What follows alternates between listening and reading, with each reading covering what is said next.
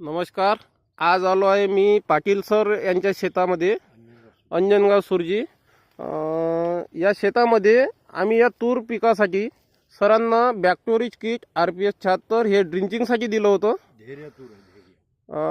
ही variety आहे धैर्य. सरनं औरंगाबादवरून बोलावली होती आणि हिला बॅक्टोरिजचं ड्रिंचिंग आणि RPS 76चं ड्रिंचिंग केलेलं आहे आणि एक फवारणी फ्लोरारिज आणि RPS 76ची केलेली आहे. तर सरचं मनोगत आपण ऐकून घेऊ. सर, तुम्हाला काय वाटते या औषधीबद्दल? ते बॅक्टेरियाचं ड्रिंचिंग केल्यानंतर याच्यामध्ये एकदम बदल सुरू झाला. ब्रांचेस ह्या भरपूर निघायला लागल्या आणि दुसरा जो आपण RPSचा फवारा घेतला त्याच्यापासून याला फुलाचे गुच्छेच्या गुच्छे आलेत. असे गुच्छे तर मला तरी वाटते, आता माझी तूर आहे म्हणून मी स्तुती करत नाही, तर कुठे असे गुच्छे नाही आहे. फुलोर येते पण गुच्छे आहे. तुम्ही जर त्याच्यात थोडा फोकस करून जर दाखवला एखाद्याच्यावर तर तो पूर्ण असा गुच्छा दिसतो. असा म्हणजे असे वेगवेगळे असे फुलं दिसत नाही आपल्याला. आणि ह्या शेंगा पण बघा तुम्ही, शेंगाचे असे गुच्छेच्या गुच्छ लागलेले याला. तर या शेतकऱ्यासाठी हे जे आपण धन्वंतरीचं जे औषध वापरलेलं आहे हे एक मला तरी वाटतं की वरदान आहे. आणि शेतकऱ्यांनी याच्या जागृत होऊन हे रासायनिक खतापेक्षा आणि औषधापेक्षा कमी पैशात, म्हणजे अर्ध्या पैशात होणारा खर्च आहे हा. शेतकरी वाचतो, उत्पादनामध्ये वाढ होते. तरी आता शेतकऱ्यांना कुठेतरी हे जागृत होऊन हे जे धन्वंतरीसारखे जे औषध आहे हे वापरायला पाहिजे असं माझं मत आहे. आणि तुम्हाला काही शंका कुशंका असल्या तर माझ्या शेतात येऊन तुम्ही केव्हाही पाहू शकता. आणि याचं म्हणजे शेंगीचं वैशिष्ट्य आहे की 6 दाण्याची आणि 5 दाण्याची शेंग आहे.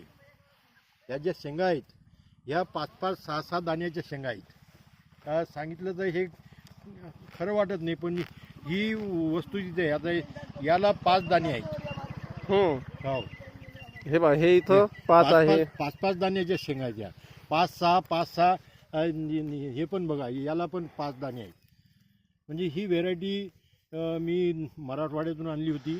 सर, प्रत्येक शेतकऱ्याने वापरावं असं? बिलकुल. शेतकऱ्याचं बघा, आपली शेंग 3 दाण्याची राहते, ही 5 दाण्याची आहे. म्हणजे दीडी उत्पादन आजच वाढणार आहे. हो, दीडी उत्पादन. हे आमचे जे रिश्तेदार आहेत, युवा आहेत, अकोल्याचे बडे, गजानन भाऊ बडे यांनी हे मला 1 किलो तूर दिली होती. बरोबर. त्यांनी सांगितलं होतं की तुम्ही भाऊ लावून बघा. आणि ती मी लावली आणि खरोखरच ते चांगलं हे मिळालेलं आहे. त्यांनी पण नंदकिशोर बडे यांनी त्याच्यात सहभाग. हे बघा, आता या शेंगीला 6 दाणे आहेत जवळपास.